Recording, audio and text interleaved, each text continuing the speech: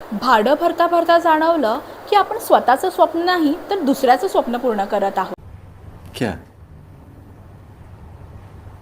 क्या बात कर रहे हैं?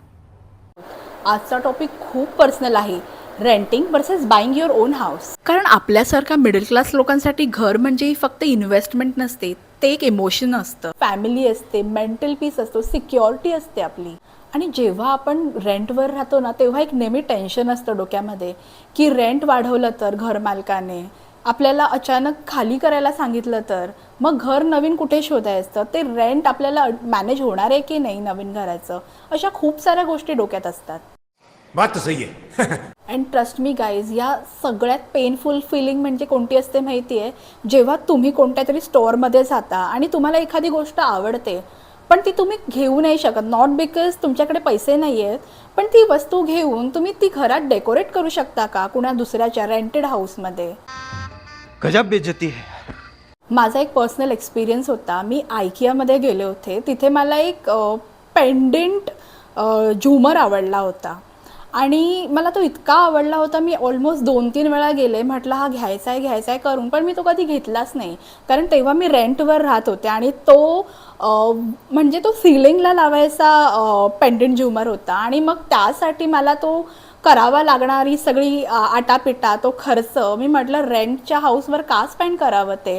आणि प्लस त्याच्यासाठी मला त्यांची परमिशन पण घ्यावी लागणार होती की तिथे ते पूर्ण पॅचवर्क करून तिथे तो पेंडंट लावायसाठी मला खूप असं काम करून घ्यावं लागणार होतं. त्यामुळे त्या एका गोष्टीसाठी इतका विचार म्हणजे टू मच होता. आणि शेवटी काय, हे सगळं करूनही एक दिवस तुम्हाला ते रेंटचा हाऊस म्हणजे सोडावंच लागतं ना. And trust me guys, that feeling is very painful. मी माझे ना काही फोटोज टाकेन, मी माझ्या रेंटेड हाऊसचे, मी तिथे कसं डेकोरेट केलं होतं. आणि लिटरली जेव्हा मी तिथून निघत होते ना, आय फेल्ट रिअली बॅड. म्हटलं हे इतकं सगळं, ती पेंटिंग्स, ते डेकोरेशन्सच्या वस्तू, एक एक विकत आणलेली वस्तू अशी सजावट करून ठेवलेली आणि ते सगळं म्हणजे एका बॉक्समध्ये पॅक करून इव्हेंच्युअली मला ते घर सोडावं लागलं. पण घर स्वतःचं विकत घेणं ही तितकंही सोपं नव्हतं. आम्ही खूप प्रेशरमध्ये होतो.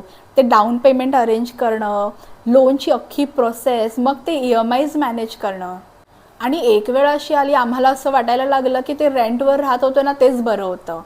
पण मग फॅक्ट काय, तुम्हाला खरंच रेंटवर राहिलं पाहिजे की स्वतःचं घर घेतलं पाहिजे? आणि खरं बघायला गेलं तर रेंटिंगचा माझ्या मते एकच म्हणजे फायदा आहे की जर तुम्हाला उद्या जॉब चेंज करायचा असेल, सिटी चेंज करायची असेल, उद्या बॅग पॅक करा आणि निघून जा, बस.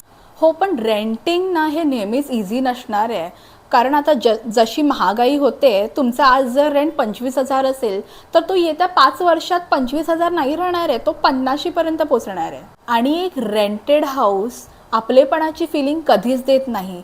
जर तुम्ही स्वतःचं घर घेतलात तर ते तुमचं असतं, तुमची ओनरशिप असते त्यावरती. आणि तेच जर तुमचं स्वतःचं घर असेल तर त्याची फिलिंगच वेगळी असते. दारावरची ती आपल्या नावाची नेम प्लेट, एक सिक्युरिटी वाटते. आणि आपले पेरेंट्स पण किती प्राऊड फील करतात, त्यांच्या डोळ्यात ते दिसून येतं. आणि जेव्हा आम्हाला आमच्या घरच्या कीज मिळाल्या ना, तेव्हा आम्ही दरवाजा खोलला आणि पहिली गोष्ट पाहिली ते म्हणजे लिटरली आमची स्वप्न पूर्ण होताना. तेव्हा ते घर पूर्ण असं खाली होतं, तरीही असं वाटत होतं की ते पूर्ण भरलेलं आहे आमच्या इमोशन्सने. आणि खरं सांगू तर दर महिन्याला EMI पे करणं हा एक त्रास आहे, पण तुम्हाला